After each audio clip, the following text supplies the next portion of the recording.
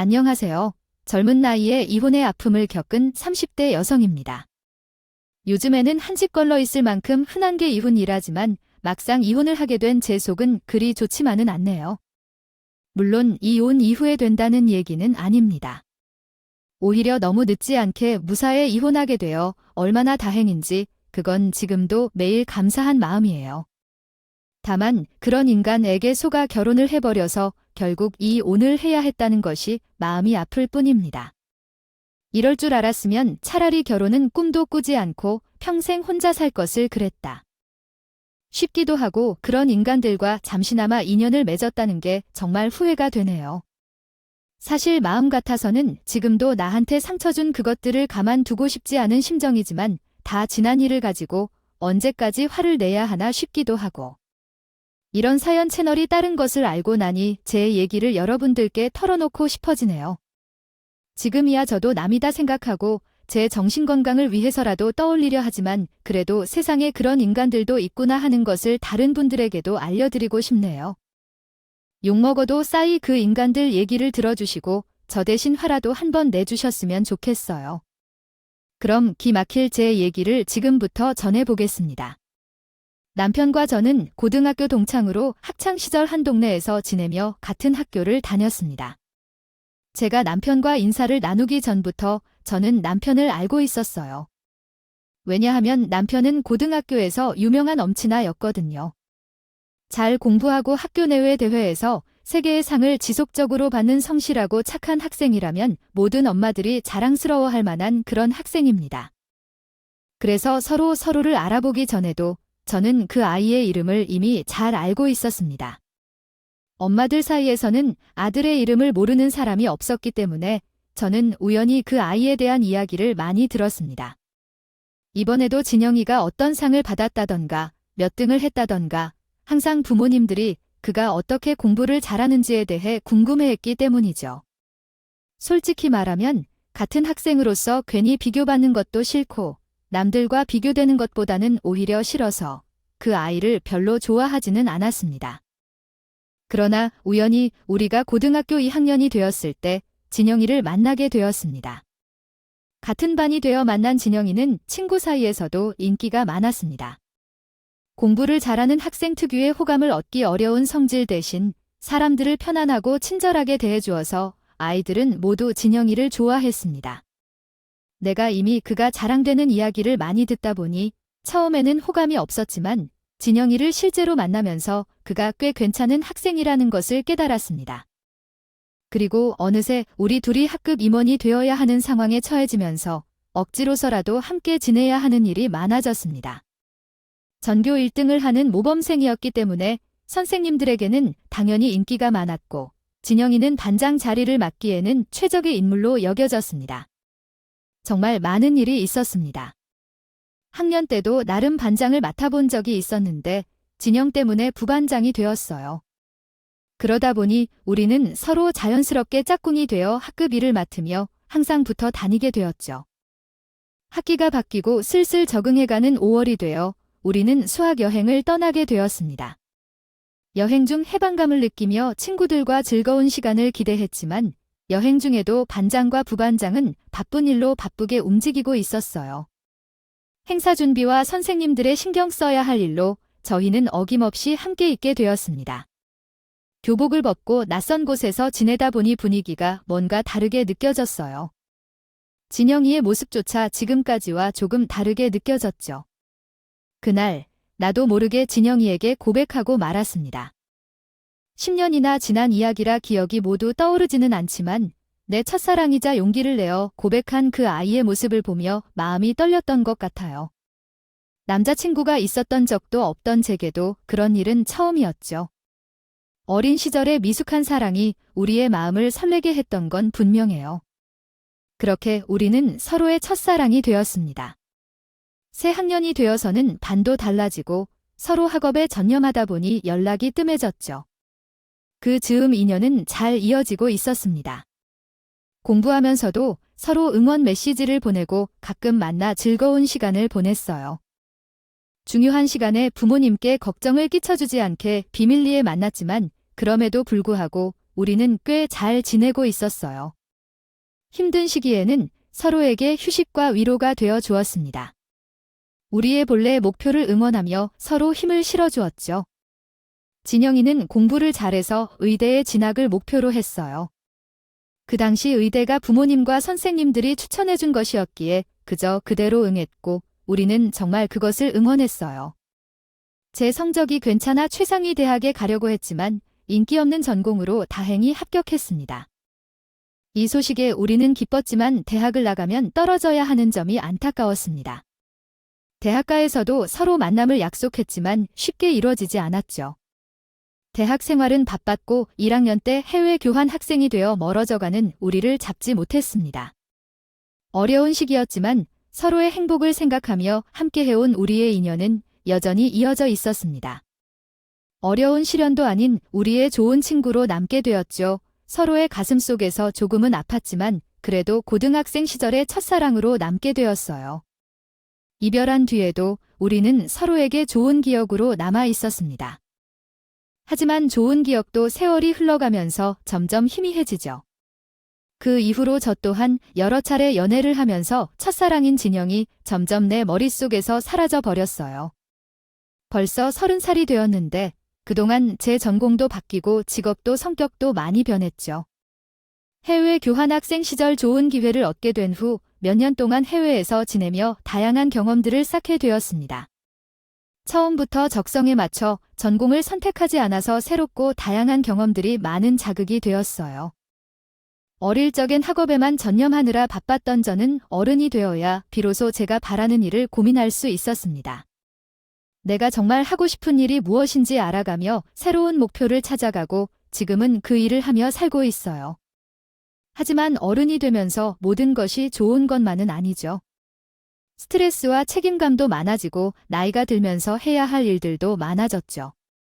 부모님은 항상 나이 들어서 결혼을 고려해야 한다며 걱정을 하셨지요. 하지만 제가 어릴 때와 같이 어떻게 될지는 아무도 모르죠. 삶은 아직 계속되니까요. 부모님은 항상 저를 걱정해 주셨지만 언젠가는 자신의 길을 찾을 거려. 앞으로도 계속해서 새로운 도전을 거듭하며 살아가고 싶어요. 그 여학생은 탈이 많고 말이 많은 학생이 아니었고 사랑에 대해 순진한 정도는 아니었지만 여전히 로맨스를 기대하고 좋은 남편을 기다리고 있었습니다. 그래서 결혼을 원하지 않았어요. 그런데 그런 시기에 진영이가 다시 내 앞에 나타났어요. 나도 나름대로 잘 살았다고 생각했지만 진영이는 예상대로 성장한 것 같더라고요. 의대를 무사히 졸업하고 전문의로 나아가고 있는 진영이를 보게 되어 참 기뻤습니다. 솔직히 말해 운명이라고 밖에 생각할 수 없었어요. 어릴 적의 첫사랑으로부터 10년이 넘은 시간, 다시 만나게 되는 일은 흔한 일이 아니죠. 다시 만난 첫사랑을 보며 옛 생각이 떠오르며 과거로 돌아간 듯한 기분이 들었어요. 우연히 병원에 들려서 다시 만나게 된 우리는 서로를 알아보고 기쁨을 나눴습니다. 이제는 세상살이에 지쳐 위험이나 달고 살며 변화한 모습이지만 서로의 모습을 바로 알아보며 다시 만났어요. 진짜 의사가 되었구나. 의대까지 가버렸네. 그럼 너야말로 여태껏 오게 된 이유가 있었겠지? 내가 하는 일은 무엇이니? 난 그냥 회사원이고 몇 년 전까지 유럽에서 일하다가 돌아왔어. 아직 몇 년 안 됐는데 어쩌다 보니 매번 동네 소식 못 들어서 하고 싶은 일을 찾게 되었어. 뭐 대충 이런 식이야. 월급쟁이 사정은 다 비슷한데도 만족해. 의사가 할 만해 칼을 잡는 게 힘들다고 하더니 잘 버티네. 나도 그냥 하다 보니 익숙해졌어. 처음에는 토하기도 했는데 이젠 빨개졌어도 그냥 감안하고 있지? 세월이 지남에 따라 내가 많이 변해왔어. 어리고 순수하지 않았던 것 같고 견뎌야 하는 일도 많았어. 그만큼 성장한 모습을 다시 만나니 기뻤어. 예전엔 사귀어도 친구 같았지만 이제는 남자로 보이더라. 10년 만에 다시 만나도 여전히 나를 좋아해주는 게 형이 다음 날에 연락해와서 우린 다시 연애를 시작했어. 바쁜 일을 쪼개서라도 보고 싶은 것도 많았고 매일이 행복했어. 많이 변했지만 여전히 착하고 다정한 형 덕분에 오랜만에 행복한 일들이 있었어. 아주 설레였어요. 그동안 연애를 하면서도 결혼까지 생각해본 사람은 아무도 없었는데 진영이와는 그런 미래가 그려졌어요. 여전히 성실하고 착한 데다가 의사라는 직업에 있는 진영이는 누가 봐도 욕심낼 만한 남편 이미지였습니다. 물론 다른 것보다 전은진 형이라는 사람이 좋았던 거지만 말이에요. 2번이나 만나게 된 것이 운명 같기도 했고 10년 전과 같은 마음을 가진 진영이라면 평생 나를 그렇게 사랑해 줄 것이라 생각했어요. 서로가 운명이라 생각했던 우리는 1년이 되지 않는 자리에서 연애를 끝내 결혼 얘기를 나누게 되었습니다. 너무 당연한 듯이 결혼을 기대하는 진영이를 보며 나는 내심으로 기뻤어요. 본격적으로 부모님을 만나고 결혼 얘기를 나누기 전에 예비 신부를 만나게 된 일이 있었어요.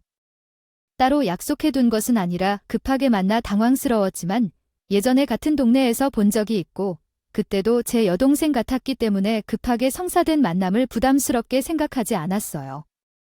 진영이 동생은 내 동생인 것처럼 기도하고 결혼해도 가족이 될 것 같아서 별다른 부담을 느끼지 못했지만 10년이면 강산도 변한다니까 10년이 지나 다시 만나게 된 진영이 동생도 어릴 때와는 많이 달라져 있었습니다. 나를 처음 보는 듯한 대학생 진이는 저를 보자마자 기선제압을 하려 들었어요. 진아, 오랜만이야. 언니 기억나? 어릴 때 보고 처음 만나서 좀 어색해. 잘 지냈어. 나는 어릴 때 일은 잘 기억 안 나. 우리 나이 많이 먹었는데 반말은 좀 불편해. 아직 결혼도 하거나 약혼도 안 했는데 우리 관계를 지켜야 했지나. 왜 그래? 나 언니 기억 안 나? 과자도 사줬는데. 아니, 진영아, 나가 실수했어. 벌써 오랜만이라 반가워서 그랬어. 앞으로 조심할 테니까 기분 나빴다면 미안해. 진희 씨로 부를래? 오랜만에 만나도 이전에 언니 하던데 갑자기 반말을 하지 말라니. 아직 결혼한 사이가 아니라니 당황스럽다. 가깝다고 조심하라는 말이 있으니 맞다고 생각했어?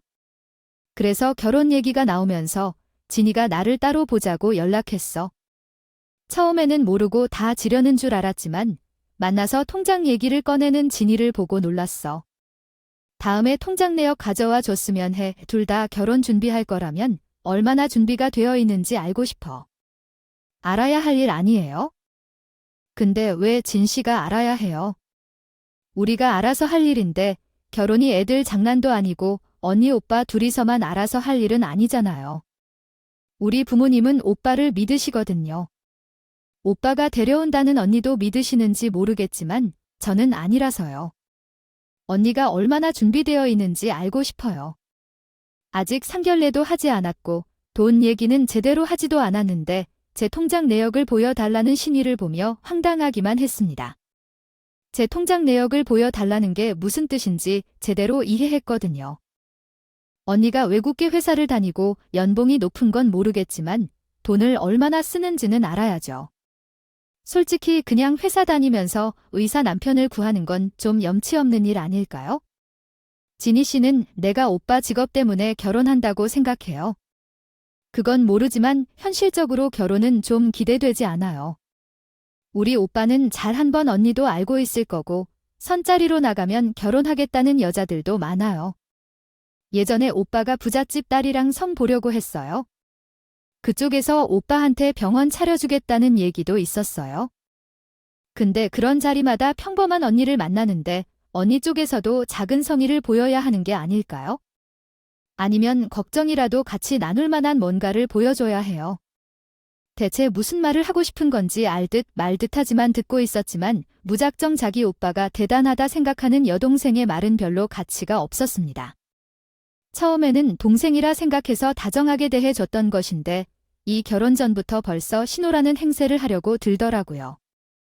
결국 결혼 허락을 받으러 간 자리에서 제가 시부모님 앞에 그 얘기를 꺼내고 신혼집을 제 명의의 집에서 살기로 정리한 뒤로는 여동생도 입을 열지는 못했지만 그날의 일은 제게 두고두고 걱정거리가 되었습니다.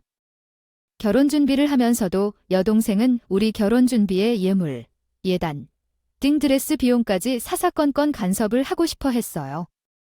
지는 그냥 궁금한 게 많아서 그런 모양인데 걔가 어려서부터 내 뒷공무니만 따라다녔자 나 아무래도 오빠가 장가 간다니까 이래 저래 걱정도 되고 그렇겠지.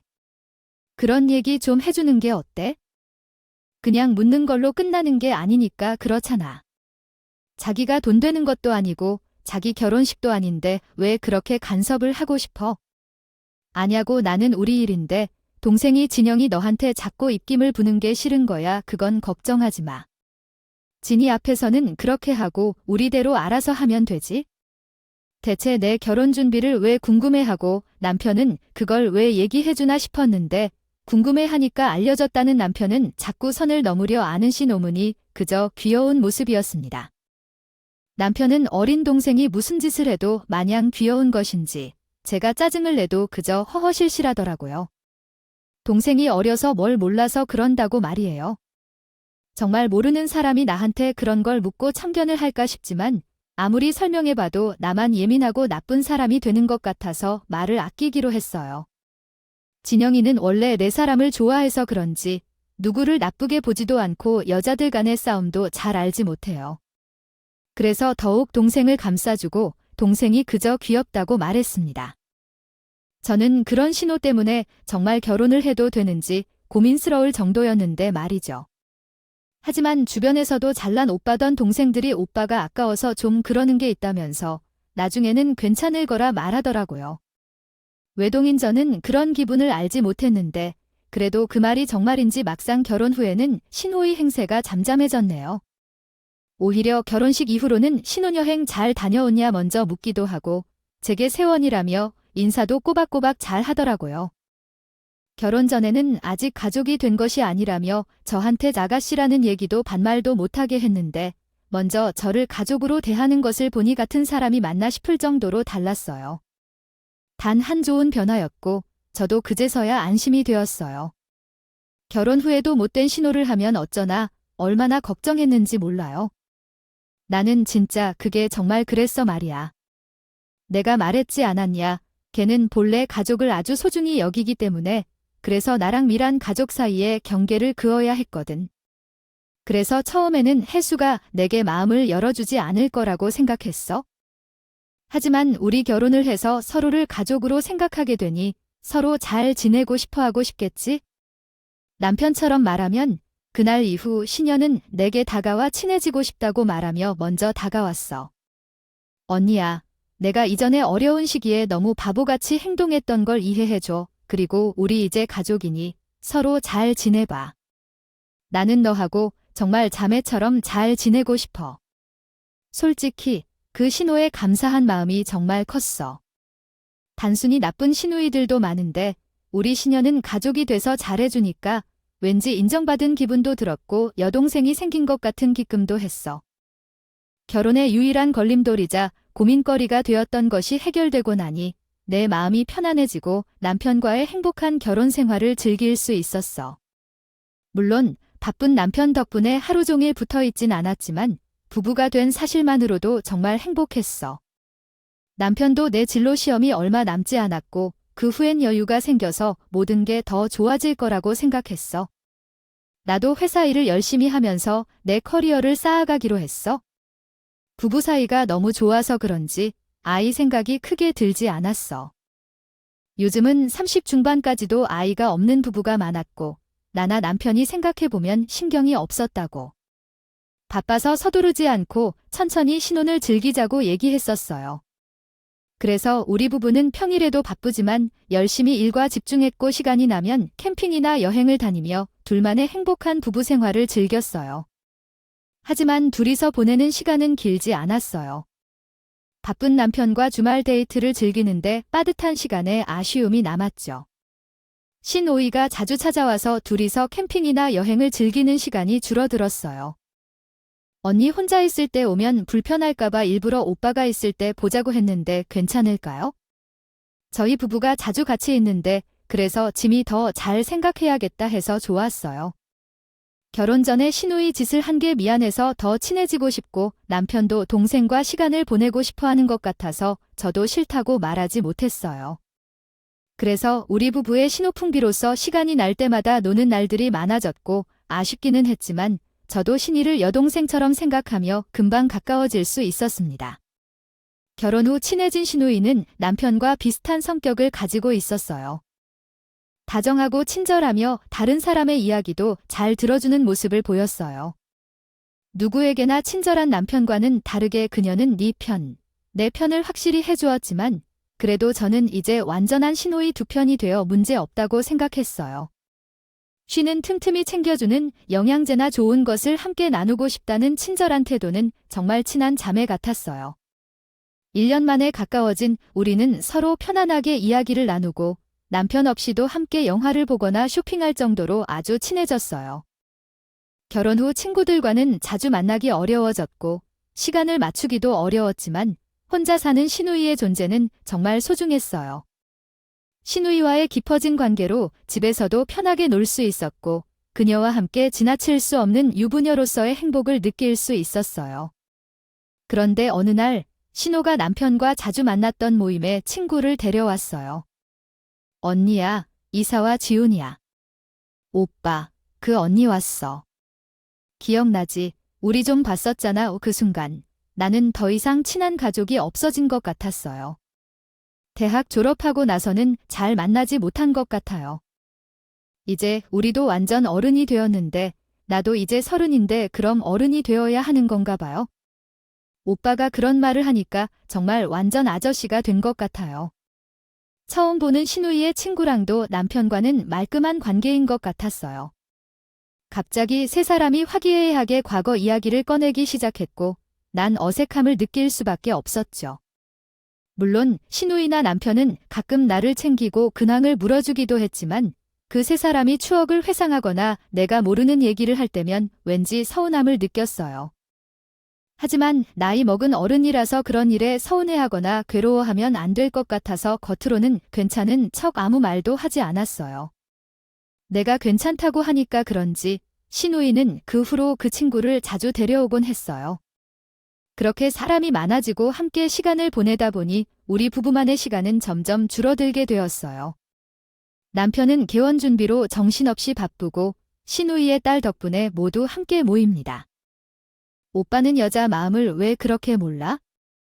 얼마나 바빠도 아내를 먼저 챙기는 게 맞는데 억지로라도 시간을 내서 약속에 참석하면 일에만 전념하겠지라고 했어요.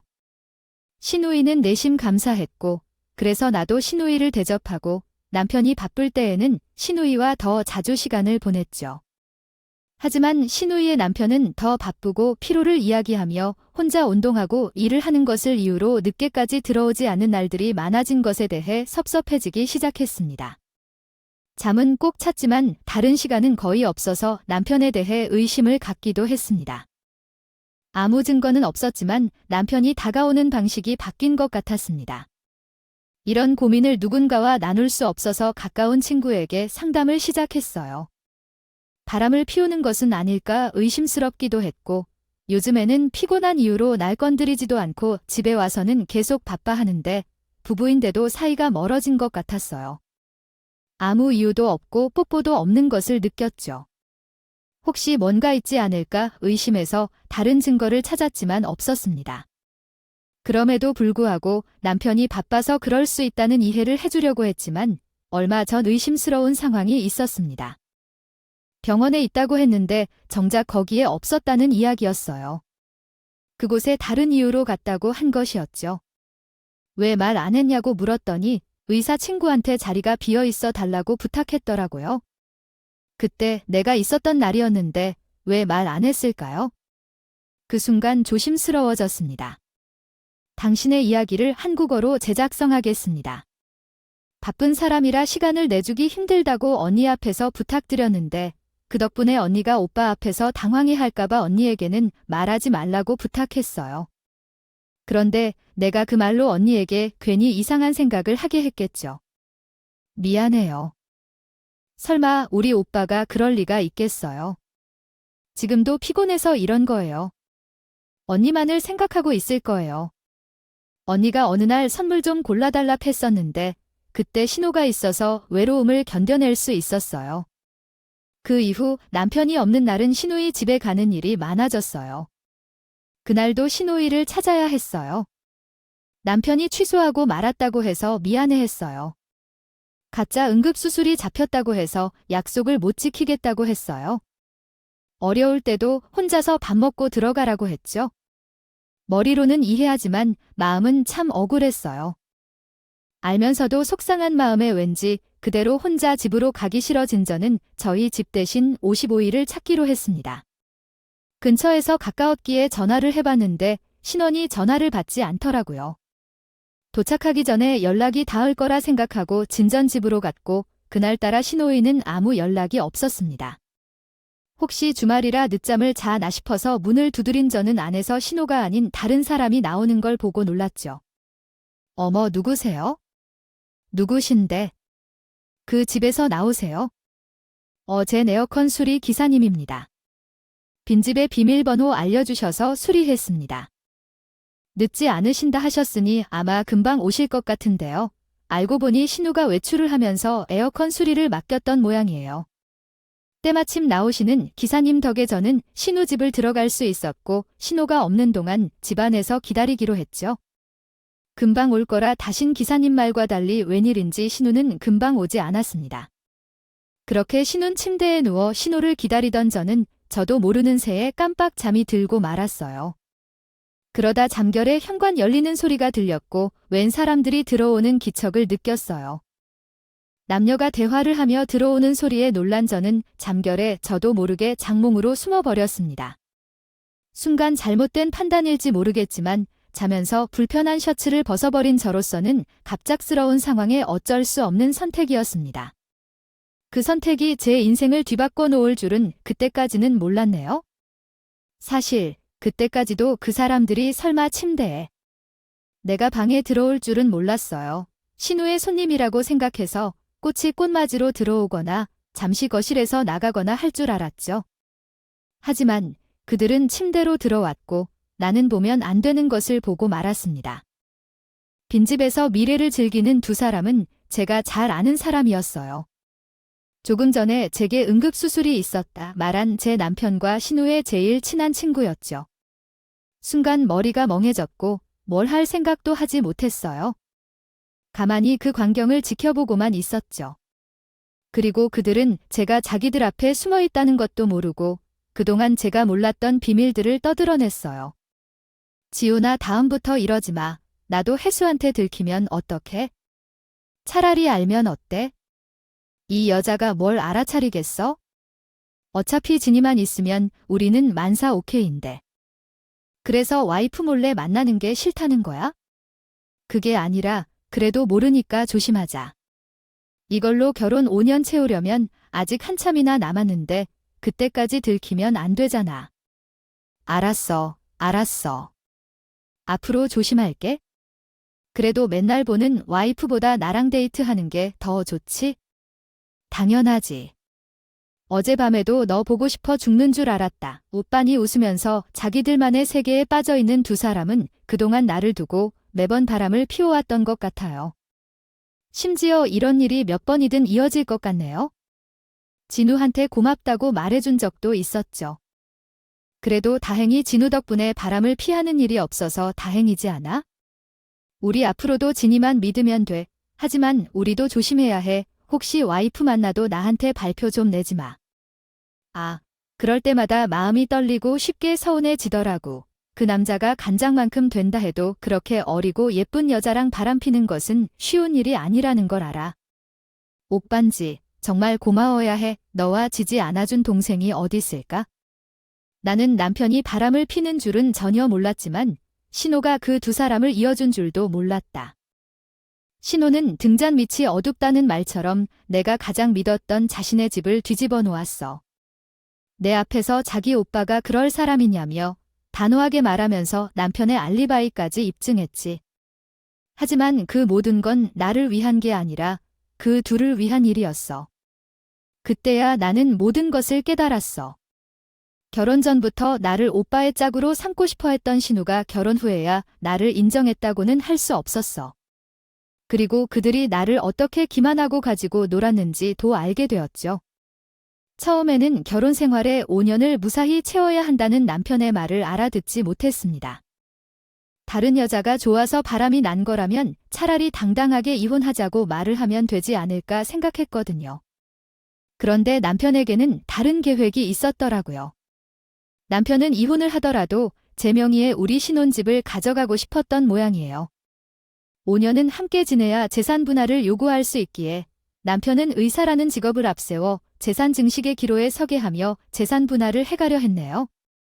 5년만 채우면 해소한테 꼬투리 잡아 이혼해 달라 그래야 주고 걸고 넘어질 거야 많지? 아니, 그냥 아무렇게나 적당히 걸어서 도저히 못 살겠다고 그래야지. 솔직히 나기 동안 반도는 개원하는데 다 쓰고 개원해서도 어떻게 될지 모르는데 이혼할 때 한 푼이라도 더 받아야지. 그렇게 저를 바보로 만들며 가식뿐인 결혼 생활을 이어갈 동안 그 두 사람은 신우의 등잔 밑에서 나 몰래 외도를 즐기려 했던 모양입니다. 언제는 내가 자신의 첫사랑이자 마지막 사랑이라며 나 없이 죽고 못 산다더니 몇 년 만에 어린 여자랑 바람핀 남편이나 임자가 있는 걸 뻔히 알고 내 얼굴을 마주하기까지 했으면서 남의 남편을 훔친 상간녀에게도 참을 수 없는 분노가 느껴졌지만 저는 다른 것보다 심호흡을 이해할 수 없었습니다.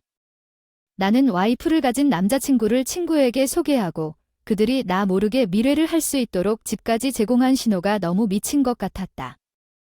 나는 그 사실을 모르고 그를 자신의 동생처럼 대해왔는데 진우는 나를 비웃고 기만하고 있었던 것일까?